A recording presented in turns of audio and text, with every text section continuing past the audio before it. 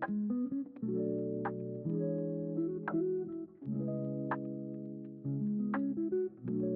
بچه ها، حالتون چطوره؟ امیدوارم که حال تک تکتون خوب باشه. اومدم که یکم بیشتر با هم آشنا بشیم. از معرفی خودم شروع میکنم. ستایشم، 21 سالمه، ساکن رشتم.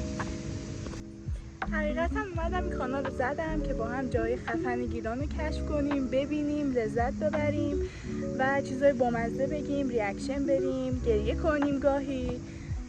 و اومدم که باهاتون دست دوستی بدم.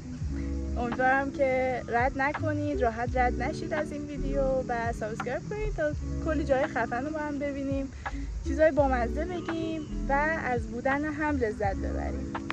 اگر این ویدیویی که داری میبینی به اندازه کافی حرفه‌ای نیست و به نظرت میتونه خیلی خفن‌تر و باحال‌تر باشه، باید بگم که منم اول راهم به کمک تک تکتون احتیاج دارم، به نقداتون احتیاج دارم و باور کنید که به همه‌شون توجه میکنم و باید بگم که تازه اینجا شروع کاره و قراره با هم بتر کنیم.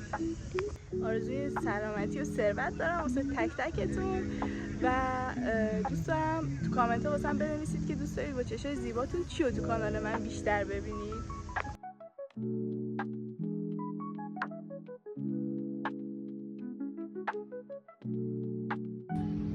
بای بای.